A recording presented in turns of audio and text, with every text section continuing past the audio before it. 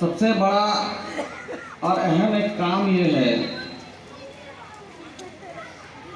کہ تعلیم کا جو شعبہ ہے، ہمارے جو بھی جن پرتنیدھی جیت کے جاتے ہیں، وہ چاہے پنچایت میں ہو، چاہے وہ ودھان سبھا میں ہو، اسمبلی میں ہو، جو خصوصاً شکشا وبھاگ ہے، شعبہ تعلیم ہے، اس پر ان کی خصوصی توجہ نہیں ہوتی ہے، جبکہ ہماری ترقی کا راز، ہمارے مستقبل کا راز تعلیم پر منحصر ہے۔ میں اس سے پہلے بھی 2011 میں ضلع پریشد تھا، تو آپ یقین جانیے ضلع میں تقریباً 96 پرائمری اسکولوں کا میں نے دورہ کیا تھا، صرف جالے ہی نہیں، علی نگر، دہیڑی، بینی پور، ہر جگہ، اور بہت گراس روٹ سے شکشا وبھاگ کا مطالعہ کیا، تعلیمی نظام کا مطالعہ کیا، اور جہاں تک ممکن ہو سکا ہم نے وبھاگ کو رہنمائی بھی کی۔ اس لیے آپ دیکھیے گا 2014 میں سرکار کی ایک چٹھی تھی، 10ویں میں اختیاری مضمون کی حیثیت سے عربی اور فارسی ختم کر دیا گیا تھا۔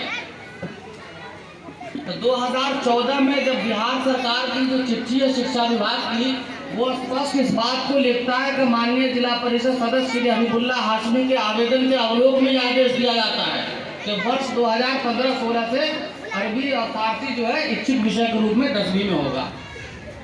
ایک بنیادی چیز ہے، اور اس بنیاد کو میں لے کر چلا۔ بہت سی مخالفت بھی ہوئی، بہت سے لوگوں نے مخالفت بھی کیا، لیکن الحمدللہ قاضی بھائی جیسے لوگ، ہمارے محسن اور سینئر لوگ جو تعلیم سے محبت رکھتے ہیں، ان لوگوں کا مشورہ ملتا رہا اور میں اس موضوع پر کام کرتا رہا، اور آئندہ بھی عوام نے دوبارہ ہم کو منتخب کیا ہے، عوام کی یہ محبت تھی، آئندہ بھی میری پوری کوشش اور پوری توجہ ہوگی تعلیم اور صحت کے میدان میں، جتنا ہو سکے میں اس پر کام کرنے کی کوشش کروں گا۔ ایک بات آپ لوگوں سے بھی گزارش یہ کرنی ہے، خصوصاً جو عوام کا طبقہ ہے، کہ ہمارے بچے جب اسکول یا مدرسے میں جاتے ہیں تو وہ اپنی ذمہ داری کو بس یہیں تک سمجھ لیتے ہیں کہ بس ہم نے اپنا کام کر دیا، اپنے بچوں کو مدرسہ یا اسکول میں بھیج دیا،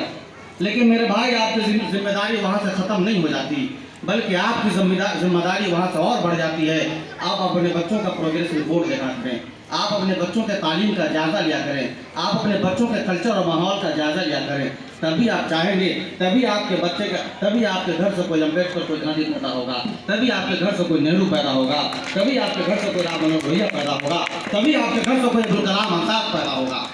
اگر آپ اپنے بچوں کی پرورش اور اس کی نگہداشت اور بچوں کی اگر رہنمائی اپنے بچپن میں نہیں کی تو یقین جانیے آپ کے گھر میں آزاد نہیں پیدا ہو سکتا، آپ کے گھر میں نہرو نہیں پیدا ہو سکتے، آپ کے گھر میں گاندھی نہیں پیدا ہو سکتا۔ اگر آپ چاہتے ہیں کہ اگر قوموں کے مستقبل اور قوموں کی ترقی اگر روشن ہو تو اس روشن مستقبل کے لیے ہم تمام لوگ اپنے بچوں کے تعلیم پر خصوصی توجہ دیں۔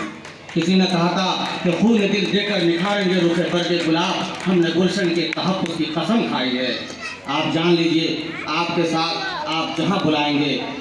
اور آپ کے پڑوسی چھتر کا ہوں، لیکن اس کے باوجود بھی اگر آپ جب بھی بلائیں گے مجھے کھڑا ہوا پائیں گے، آپ کے بیچ کھڑا رہوں گا۔ آپ جب بھی یاد کریں گے آپ کے لیے اور سماج کے لیے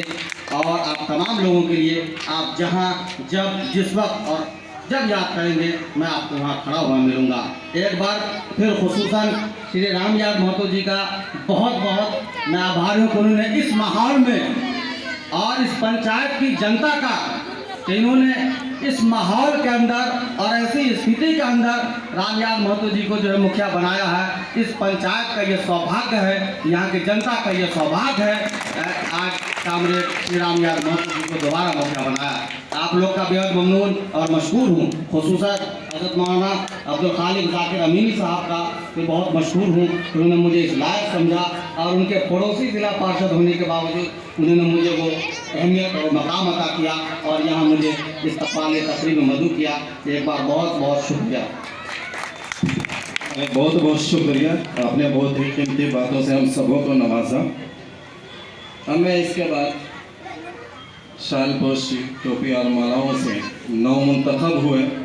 उम्मीदवारों का स्वागत करना चाहते हैं।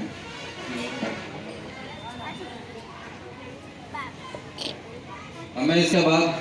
जनाब डॉक्टर शफीउल्लाह साहब मुंतखब